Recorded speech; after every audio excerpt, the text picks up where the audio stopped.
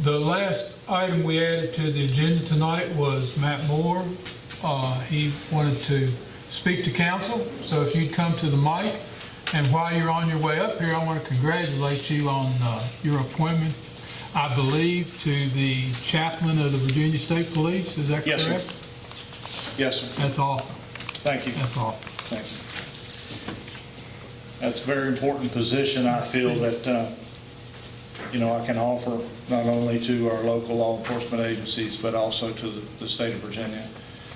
So, my services, be them, what they may be, are available to the city if they need that. I think that's quite an honor. Congratulations. Thank you.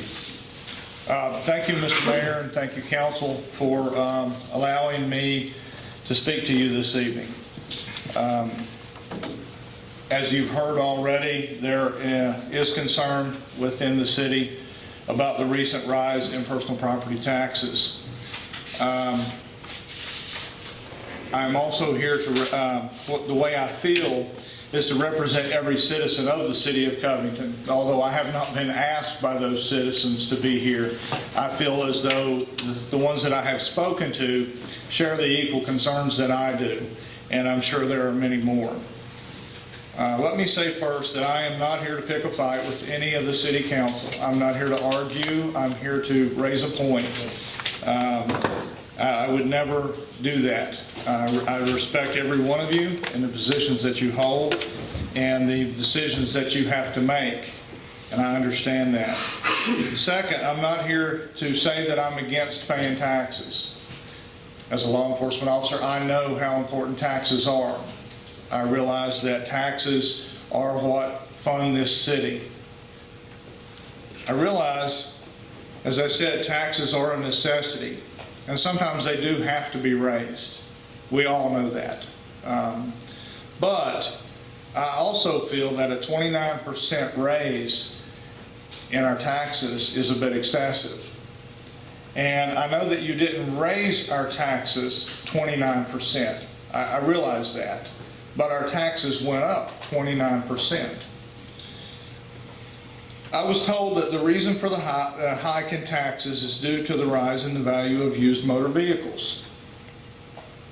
I have also been told that council was presented with 3 different alternatives that would have allowed council to receive the same amount of revenue as they brought in last year, but you chose not to adopt any of those 3. One of those 3 alternatives was to lower the current tax base of $3.08 down to a level that would have brought in the same amount of money as last year. We currently pay $3.08 per $100 of value on motor vehicles, trailers, and recreation type vehicles. This amount could have been reduced down to the $2.76 per 100 before it fell below the tools and machinery tax that West Rock pays. And other utilities and garages, and not only West Rock. I realize that there are a lot of businesses in this community that do pay the tools tax. This seemed like the logical thing to do, since the majority of our tax-paying citizens live on fixed incomes and will be forced to choose between paying for medicine, groceries, or taxes. And the value of each one of these has gone up also due to inflation. Now I want to add something to what I've written. I'm blessed. God has blessed me in many, many ways that I can afford to pay my taxes. But for example, a lot of people in this community, we have an elderly population. I see that, the chief of police sees it, our fire and EMS see it on a daily basis. The calls go up each year because of our elderly population. That elderly population lives on a fixed income. So put yourself in their shoes.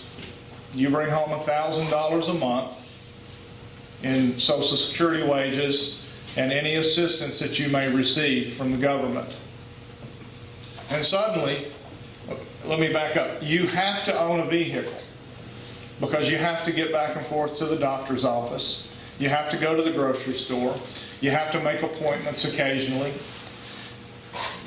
And suddenly, your taxes went up $400 or somewhere in that neighborhood for the year. Now you're forced with having to make decisions that I feel our elderly citizens should not have to make. As I said earlier, I'm blessed and I can pay my taxes, and I'm not here to argue that. I'll tell you how much they went up here in just a second. In keeping the rate the same and also the value of property rising, this creates somewhat of a double jeopardy for our citizens and allows you as the council to bring in much more revenue over the tax year. Had we been given a proposal of what that money would be used for, I don't think the citizens of Covington would have been nearly upset. But there was no plan on how to spend this money. Prior to this decision being made, I believe that the citizens should have been made aware of this raise. And also, council should have had a plan to spend this money. I have not been told what council plans to do with this excess revenue either. If the way taxes are figured is by using the NADA guide or the Kelly Blue Book value, then each vehicle must be assessed on its individual merits. Whether that be high mileage, has the vehicle been involved in an accident, is the vehicle very clean, does the vehicle have any aftermarket additions, does the vehicle even run, or is it sitting in front of someone's house and it doesn't even run, and they're forced to pay a higher tax rate on that vehicle. Each of these items either take away or add to the value of that vehicle.